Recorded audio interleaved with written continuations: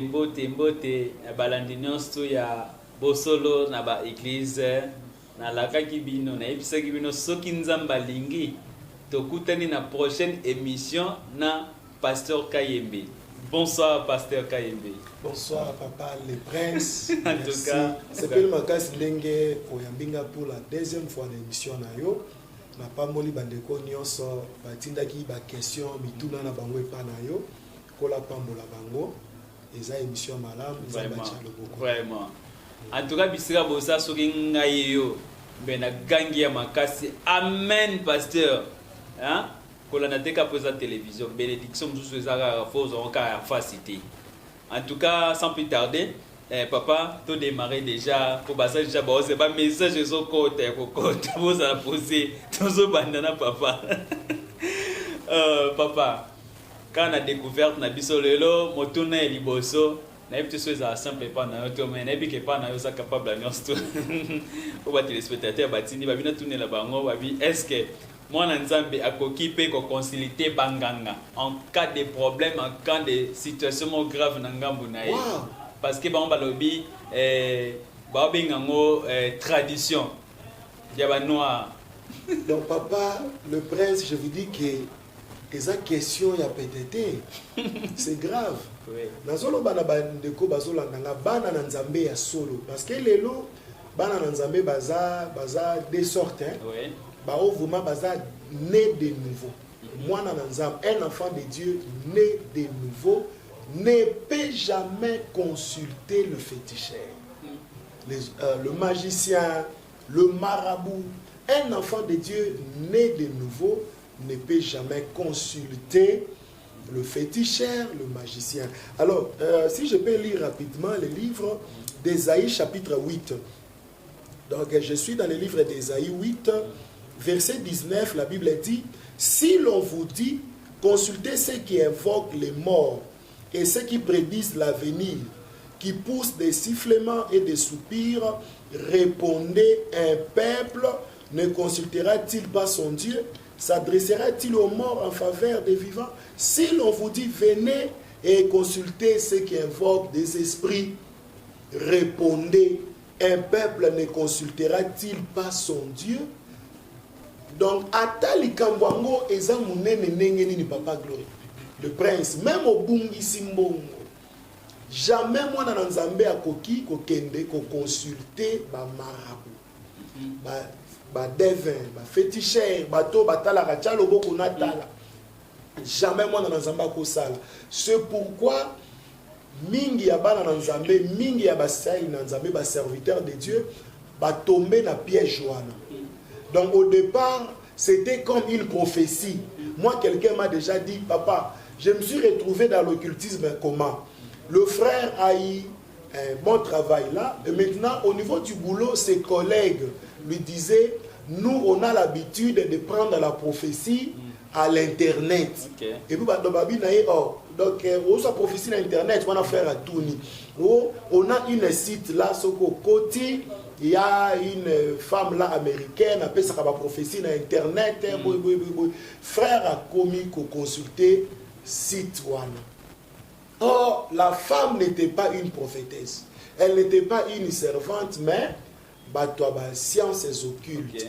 Donc, ce qu'on commis comment sera la journée de demain, en ce que soit avec détail. Absolument, papa, comme même voir même dans l'application. Sauf cliquer car l'application print digital dans le PSO récité. Donc, frère a se laissé emporter dans la prophétie internet et ko souka na tinda 20 €, tinda ngo place boyer, batindeli livre, batindeli gourmet bac à se retrouver dans la loge. La Bible balobi, si on vous dit consultez ceux qui invoquent les esprits. Or, ceux qui invoquent les esprits, ce sont des marabouts, des féticheurs, des occultistes. Répondez, un peuple consulte que l'Éternel. Moi, dans Nzamba, je consulter Banganga T. Alors, comme Maman Lissouste, Lukan Zambé, Dieu parle. Dans l'église, il y a les dons de la prophétie. Dieu parle. Même à Tabalobi, comme Moboy Kende Panga, c'est que Yondo Ibi accepte. Balobelo Mabe, Bakuto Nangote. Ok. C'est un peu ça. Ah, merci, Pasteur Timothée Boyoki. bobanga te tozana ye tozana ye pasteur Timothée eza pasteur mususu bandaki bien na nzambe na ye na nzambe na en tout cas ka ba mi intime confiance impossible à un moment donné le pasteur a dérupé a changé nzela a que consulter banganga a que consulter ba marabout pour que ba PC puissance symptôme on eza trop besanini eloko wana elelisaka nzambe elelisaka même biso ba oyo ebele ya basali na nzambe babandaki bien non seulement les hommes de Dieu ebele ya ba fidèles babandaki bien basuki mabe. OK. Donc na sala matin moko na lobaki le tout n'est pas seulement de commencer avec Dieu mais on doit aussi finir avec lui. Paul a lobby, j'ai combattu le bon combat de la foi et j'ai achevé ma course. Désormais, il y a une couronne de gloire qui m'attend. Au banda qui n'a jamais bien. Ne Paul a zolé la sur église à Galate, après avoir commencé en esprit, voulez-vous finir par la chair? Et belé a basel nanzambe basuki na chair par la chair. Et belé basuki na ba loge. Et belé basuki na makiono. Ba faux témoignage. Comme conséquence, permettre à Nanatanga sous verset moko. En tout cas, papa, rapidement, comme oui. Conséquence, Nazotanga, Ézéchiel 18, verset 24. Nazotanga, Ézéchiel chapitre 18, verset 24. Écoute ce que la Bible dit. La Bible dit, si les justes se détournent de sa justice et commet l'iniquité, s'il limite toutes les abominations du méchant, vivra-t-il? Toute sa justice sera oubliée parce qu'il s'est livré à l'iniquité et au péché. À cause de cela, il mourra. Au cas moité, au banda qui vient dans Zambé, au souki simabe, liwa et koti. C'est pourquoi Zomona et belé bazo koufa lelo ba mort moko tragique. Combien des hommes de Dieu qui meurent? Combien de fidèles qui meurent? Tous autres accès na mutuma côté. Mais la Bible a dit, si le juste se détourne de sa justice et commet l'iniquité, toute sa justice sera perdue. Nyonso salaki na bolenge na bomwana tango bandaki na Yesu. Justice nyonso salaki. Une fois vers la fin, on se détourner na droit chemin. Au embrasser les sous-monde, au zongeli makambo mabe, au koti ba sciences occultes, yebaka ke nyonso au sala comme justice, et os a perdu, et la Bible dit à cause de cela tu mourras. À cause de cela tu mourras. N'a complété Ézéchiel 33 verset 18 et lobby. Bref que là c'est dans le livre d'Ézéchiel 33 18. Si le juste se détourne de sa justice et commet l'iniquité, il mourra. Bakati na mukuse, il mourra. Tu as bien commencé avec Dieu, mais tu as mal fini. Nous sommes à l'élo, bastali na nzambe musus, pour azwa nguya, bakomo luka bakacher. Musus, bakoma na ba mouchoir. Musus, bakoma na ba teni sacerdotal. Pour pasteur à ça la délivrance, il faut la teni wana soka la tite nguya et koyate. Homme de Dieu, la Bible dit, une fois que tu te détournes de la justice pour commettre l'iniquité, tout ce que tu avais fait, commis comme justice, seront perdus. À cause de cela, tu mourras. Nakati kaka ya motuna na biswana papa, soko sali remarque la majorité ya ba prophètes ebele. Bazanga ba gourmet te na libongo na bango ya gauche ou droite. Signification gourmet parce que ngai on a yebi bijoux ils ont d'abord des conseils na vie à moi en Zambie. Bijoux simple ils ont quand même appelé biso accès na ils a ano ya mariage mais au chaîne to ba gourmet o nini na yebi que ça des conseils par là na kokolo baboye na bandeko bazolanda biso. La Bible dit ne mettez pas foi à tout esprit. Alors, toko kozwa foi na biso te. foi oyo tozo placer en Christ donc ne ko placer yango na eloko moko matériel ndenge naza boye okoko lata pona kozipa nzoto kobima propre mais soki okomi kotia foi na yo na cravate soki okomi kotia foi na yo na montre j'ai aussi une montre à la maison soki na tie foi na nga na montre wana nde komi idolâtrie lata zala propre okoki ko se faire coiffer obimi bien oui mais soki obakisi foi papa donc le prince nazoloba na ba église mususu okuta ba tie photo ya pasteur monene tout justement ba mususu ba koma otambola na ba photo ya pasteur alati et puis phénomène ya nzambe ya pasteur nanga kingani papa bon ba nzambe wana nengena tuna quelque part papa bino mo pe bo bebisa bana nzambe bo bebisa bandimi hein eloko wana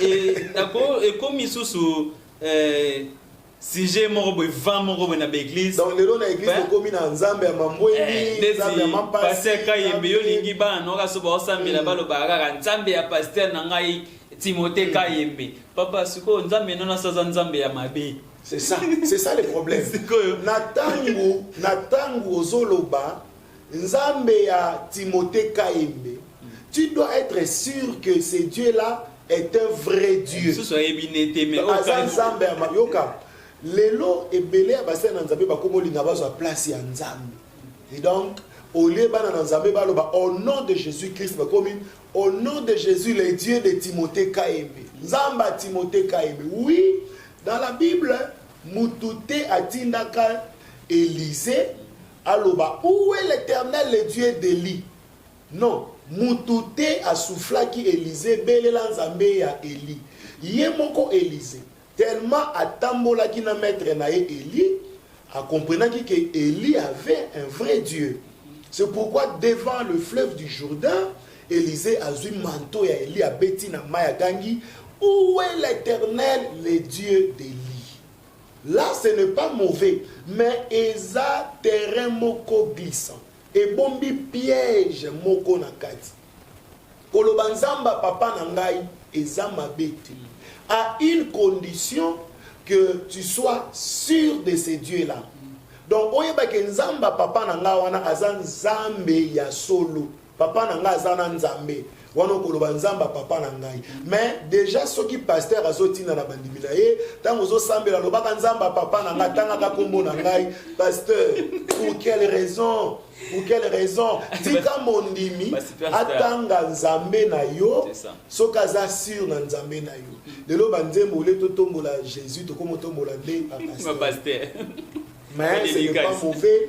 Mutualo banzambe ya papa nanga zala sûr que nzambe wana zanzambe keba soki pasteur asali alliance moko ya molili sans que bino boyeba cela va affecter je dis bien toute l'église soki pasteur asali alliance moko ya molili to nazo ba alliance na ba sciences occultes ba kabale juif ba magie ba loge une fois qu'un homme de Dieu a sali alliance na biloko wana cela va engager toute l'église. Okay. Et donc le prince pourquoi tozana bitumba lelo parce que tobimi na ba famille moko to mususu le papa qui ndaka boye asina ba pacte de gauche à droite malgré qu'il n'est plus cela nous affecte aujourd'hui et bendeli biso bitumba ba combat ndenge moko na ba église. Okay. Yo muto landaka ba plein landaka ba foule ba nini yebaka que soki pasteur wana azana biloko mabe automatiquement vous tous vous allez participer dans son alliance sans le savoir. Tango lobaka ke nzamba papa na ngai zala sûr que papa na yo aza na un vrai Dieu. Un vrai Dieu sinon okokota na alliance moko sans le savoir. Ah merci pasteur Kayembe vraiment nzamba oselo grâce vraiment nzamba pambolo su ebele kaningo tambola na bosolo sela nzamba na bosolo en tout cas bino bozana comme modèle ya ko orienter pe ba fidèle o bazobunga bino bo récupérer bango pasteur Kayembe na Bible bino nde bozana ba bino nde bozaba profession et Bible parce que vous les pasteurs botanga la Bible lokola na ba nibilia et comme bilia na bino mais lelo pasteur abosani que Bible wana na ba recommandement na pasteur abosani tous en attend de la grâce ozaki ke ngonga oze suka o nzambe abaka ko tikela mutu nyonso ami bongama parce que après temps de la grâce akozala na mawa ya mutu te mais mon temps de la grâce yango sikoyo nazo comprendre ba ende ko bebisa basala nzambe na ya ba vrai et ko bebisa bango temps de la grâce yango ole évangile prédication ezala kutu ya bien makasi po elengisa ebenda bana nzambo babunga bazonga na nzela au contre temps de la grâce et ko bebisa et ko pungisa susu ba fidèle prédication et comme il y a bénédiction ba prédication repentance de l'église ezala lisusu te mais kala ba prédication repentance ezala mais les ezala lisusu te exact nini papa. Le prince, c'est vrai que nous sommes dans le temps de la grâce, mais ebila batu balobakango sans que bakota na profondeur. Tous en attend grâce, tous en attend grâce, tous en attend grâce. Paul a lobi na Tite chapitre 2 verset 11. C'est vrai que nous sommes dans le temps de la grâce, mais Tite 2 11 Paul a lobi la grâce de Dieu, source de salut pour tous les hommes, a été manifestée. Elle nous enseigne à renoncer à l'impiété, aux convoitises mondaines et à vivre dans le siècle présent selon la sagesse et la justice de Dieu. C'est vrai que nous vivons le temps de la grâce, mais Paul dit cette grâce-là nous enseigne à renoncer au péché, aux œuvres mortes. Jamais tu peux dire que non, tu dois vivre dans le temps de grâce, au comique au sala nyonso oyo olimi. Bible le Bible. Tokoza la juger par rapport à oyo nyonso to yoka comme parole de Dieu. Tokoza la juger par rapport à nyonso to tanga oyo oyoka ba enseignement pasteur oyo te akabandini o sala le contraire. Tu seras jugé par rapport à cela. Par rapport à cela. Na baye balobaka ke toza na temps ya grâce. Paul a lobi na Tite 2 11 à 12 toza na temps ya grâce, mais boyebaka ke grâce wana eza na objectif nini et l'axe biso to renoncer na nyonso ya mabe. Pour le moment Christ a tikeli biso temps ya grâce, mutu nyonso abongisa na ye, mutu nyonso abongama une fois temps wana eleki temps ya grâce ekozala lisusu te. Tokozala juger par rapport à la conduite, à la marche de biso. C'est un peu ça. Téléspectateur, moi, je vais une question. Habite tout na papa. Papa prophétise rapide. Donc, la façon dont les gens aiment la prophétie ces derniers temps, prophétie comme une petite bloc à Kolia. C'est pourquoi dans des églises en église qu'on a prophétie. La prophétie, c'était don du Saint-Esprit. N'a pas répondre de quoi communiquer. Deux fois Dieu nous parle aussi. Deux fois Dieu nous parle aussi. Même dans l'église, il y a aussi des prophètes, il y a les dons de la prophétie. En tout cas, niveau nayo, ils ont mérité qu'on a la pasteur, Théo, faut la docteur. Bon, merci Nandeko Yakomi. Ngai nazopesa merci wanande na papa nanga molimo. Balingi peut-être totanga banatanga bakombo na bango. Bon. Mais ça m'ambanzambe ya politique te bo bata mapoli. Na pesi merci wana na papa nanga molimo. J'ai été encadré par un bon papa, le révérend pasteur Joseph Bouvele, de tozo solo la boé, azana église na extension na biso ya Maître Bruxelles. D'ici là papa sera avec nous. Papa, je vous salue de loin. Alors papa la exception makamanzambe sans mélange. Sans mélange, Dadi à la exception makamanzambe sans mélange. Mais par rapport à ma titre, Lélo, to comment comment na basali na nzambe, donc alala la muki aza pasteur. Lobi à la muki a commis docteur. Lobi a commis apôtre. Donc j'ai été laissé. J'ai reçu un homme de Dieu aïe. La baniko présenté. En tout cas, je voulais faire appel à un homme de Dieu. Le pasteur, na bengi pasteur, papa, panatangi Congo, église de Betty Maboko. Mais na moni azo ya un peu frustré. Aya sini micro, yoka première phrase. Une petite rectification. Je ne suis pas un pasteur, je suis apôtre. Quel orgueil. Et au salon. Mais c'est quoi? Apôtre, docteur, prophète. Et un ministère, tu as papa. Toza bisonyo soko travailler pour gagner les âmes. Et ça apôtre, docteur, prophète, diacre, rôle, but na biso principal les âmes. Gagner ba âme pour la Christ. Ba grade et koko tsaka biso na lola te. Ko papa na tuna. Eza ministère, tout eza ba grade. Nde to yora prophète, pasteur, apôtre. Dans la Bible, on nous parle des 5 ministères. Mais il n'y a aucun ministère qui est au-dessus de l'autre. Il n'y a aucun ministère. Parce que quand on dit que un simple pasteur, un docteur, dans la Bible, Joseph a tombé pour na don ya miracle. Joseph na Bible a tombé pour na don ya songe. Sala musala na yo bien et kotombola yo. Ba titre, ba grade et tombola raté. Donc Joseph na Bible a kota nanda ko ya ba kondi nanda ko roi pour na don ya interprétation des songes. Les autres zo mona ba bazo changer.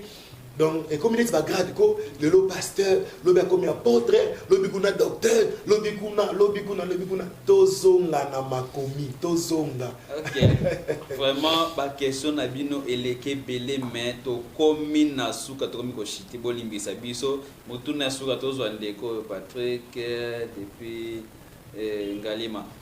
Ndeko Patrick abi pasteur Timothée sort il y a ba serviteur il y a ba faux serviteur nous ba indo consulter ba kota na ngamba diable sort na ba on surtout ezanini na fin et puis à l'obi du soabi après 7 temps de la grâce donc disons après l'enlèvement sort il y a mon qu'il sort il y a monde et kozala nini et ça déjà fin du monde ou ça sera comment?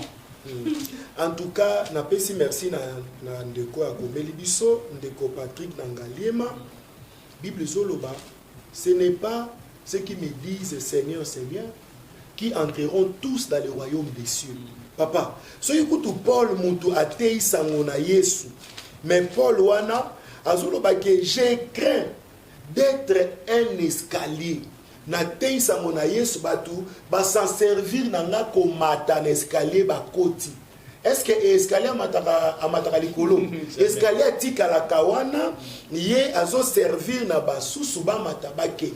Na suka okozala rejeté. Yoka sort na bango Matthieu chapitre 7 verset 21. Matthieu 7 21. Ceux qui me disent Seigneur, Seigneur, n'entreront pas tous dans le royaume des cieux, même si tu prophétisais, homme de Dieu. Même si tu faisais des miracles. Jésus dit, ceux qui me disent Seigneur, Seigneur, n'entreront pas tous dans le royaume des cieux, mais seulement c'est lui qui fait la volonté de mon Père qui est dans le ciel. Et plusieurs me diront en ce jour-là, Seigneur, Seigneur, n'avons-nous pas prophétisé par ton nom? N'avons-nous pas chassé des démons par ton nom? N'avons-nous pas fait beaucoup de miracles par ton nom? Alors je leur dirai ouvertement, je ne vous ai jamais connu, serviteur d'iniquité, n'ayez pas binoté. Mais au bandaki ko sala miracle, au bandaki ko prophétiser, mais Jésus a soloba, na kolobela bango jour yasuka. Je ne vous ai jamais connu. Natikala koye babinote. Pe abengi bango serviteur d'iniquité. Papa lelo ba serviteur d'iniquité ba zebele. Il y a avant amatana cher, abeti mulangi nae, miso e rouge, a telemi akomi ba courage belé donc excès de zèle. OK. Makamu mususu tozo benga onction lelo, ezana ngoka excès de zèle, excès de zèle. Alors conséquence d'angweza, Paul a l'objet je crains qu'après avoir annoncé la bonne nouvelle, d'être rejeté à la fin. Sort na bango eza enfer. Ndeko ya lobi si mayata ya grâce. Si mayata ya grâce, tant mususu ya grâce ekozala te. Donc bazolo ba Christ atango akokita, il rendra à chacun selon ses œuvres. C'est le moment de se repentir. C'est le moment de recevoir Jésus-Christ comme l'unique et sauveur. C'est le moment de renoncer au péché. Une fois que tu meurs aujourd'hui, Si seulement tu meurs, bien-aimé, c'est fini. Donc c'est fini. Même si on fait la prière sur ta dépouille, que Seigneur, Yamaïna Lola, donc je te dis que et cause à la peine perdue. C'est le moment de recevoir le Seigneur. N'attends pas demain parce que au éviter ni ne kokoye la yo lobby. Au éviter le lot aux prophète. Tant on a touché les comme prophète, nazolo ba des choses en chitant. Il y a les bossos, la Bible dit on reconnaît un vrai prophète lorsque ce qu'il dit s'accomplit. Tout le monde a battu Namboko Basakola, il n'y aura pas élection. Il n'y aura pas élection. Élection salam. Donc tout le monde a battu la Bible dit on reconnaît un vrai prophète lorsque ce qu'il dit s'accomplit. Mais Togo ça n'a pas piège mususu ya munene. Alléluia. Donc, il dit que le la prophète, il y a l'objet qui s'ami, ne a pas prophète ya solo. Non, prophète ya solo, il faut un. Il y a l'objet qui s'ami. Deuxièmement, il faut qu'il amène le peuple de Dieu au Seigneur. Parce que diable na minito yo a pesipé ba o ya ye nguya, a pesipé ba o puissance. Tant le prophète a prophétisé qui donc nasuka nango objectif ezalaki nini abenda bino mbongo objectif ezalaki nini à se faire grand ou bien objectif ezalaki à édifier mitema na bino pour à ramener bino vers Christ bokeba na ba piège a sakole ko kisami or azo sakola na molili azo sakola na makiono azo sakola donc c'est un peu ça. Vraiment merci quand des naïfs sarabino Ozana, pasteur Timothée, Kayembezaka, et c'est mon abisso. Et puis, Koyoka et Salarabiso qui tourne ma case, pour ça, Kaboana, ils ont tout ça. T'as 2 heures d'État à Wanabino, mais malheureusement. Déjà, sur ma caméra, l'équipe technique, pour moi, ça déjà signe, déjà le chaton. Il faut déjà te citer. Il y a encore un bino question sur que Zagi Yamwana et Papa Timothée. Donc, citer déjà dans l'émission Abisso. Tu écoutes la prochaine émission pour s'abonner massivement. Plus de détails, d'informations, vous avez pour ça pasteur Kayembe, numéro na les affiché wana, vous contactez et pasteur Kayembe, on peut ça quand même référence adresse église puis numéro de contact. Numéro nanga ya contact ça plus 243 81 015 98 91 plus 243 81 015 98 91 adresse église toza na Ipen na avenue Marine numéro 51 donc sokoye okuta bakomi extension de l'église Med Ipen donc nazolo bana batuke Med c'est une grande communauté. On a notre dadi notre représentant légal. Papa oui, Papa Nanga Molimo, le représentant légal de la communauté Med, c'est le révérend. Yo, Ozanga Papa Molimo, Papa na Molimo toye bagaete, Oza Sispe. Moi Nzambe, mon côté église vi côté la té. Église au côté sambe la foyer, ba pasteur na yona foyer, ba papa na Molimo ça. Lelo ba Melchisedek ba koma ibele. Abimi moko amisali prophète, abimi moko pasteur. Moi, j'ai aujourd'hui 24 ans. OK. Donc avec mon père spirituel.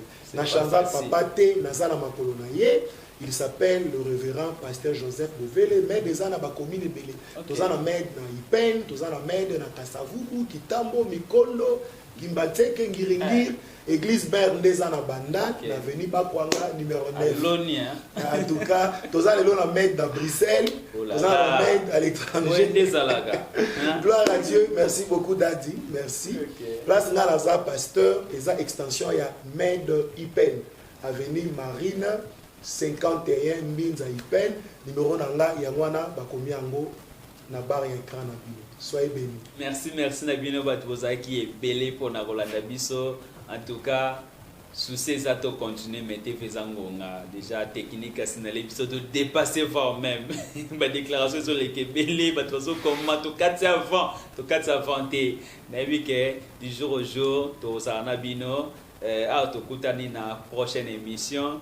Soki nzamba batela biso après cette opportunité en dehors ya ba serviteur mususu Petro dozongela kaka pasteur Kayembe de to kanga mnebo etutiki to tiketi donc etina suka po photo de nous c'est ya mabe parce que tous en attendant de Jésus ya mabe ça que moi ensemble nous fois soit déjà position il faut se mettre en garde à se préparer pour na boye ya nkolo na mukili pose ba oyaye to koza kana ba distraction boyete to kotika ka te ba charlatan mo ba mbuye bisote jamais c'est pas possible, c'est pas normal. Moi ensemble nous so la na mito yebango oza fuya hasard te na mokili nzambe tinda go na mokili apesa ko mission gouvernement tango tinda mutu azotinda militaire na ye guerre adotaka armée ba munitions ba couteau ba baonnette to na ba grenade tout pour militaire accomplir mission et bien à guerre et ça ndemo yo mwana nzambe des fois nous avons mis baraté que ça a likaboni nzamba peso luka basa nzambe ba découvrir doa no za nango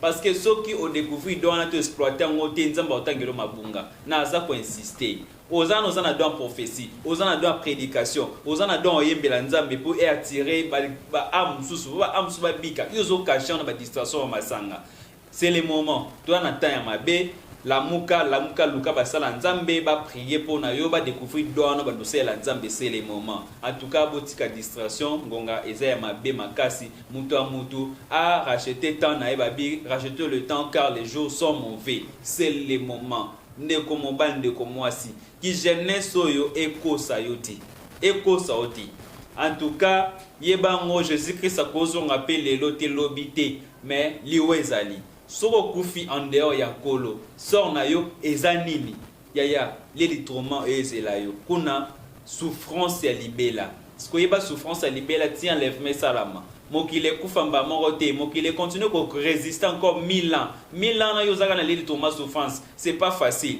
ti ya suka nzamba yo bomasko mokile akanga na bino bata ya l'élitrement na diable na enfer moto ko telmet ko supportant de bon et enfer ya to banga makamu tango banga mutu ke to te moto to te bon sko nzambe ba prison na ya mabe wana nde o supporter en tout cas nzambe asala biso no sto grâce toza ya okokate mais na muke o toza na ngoto pousa na liboso na yenda okokisa biso nzambe abatela bino nyonso tuna banda en tout cas bayo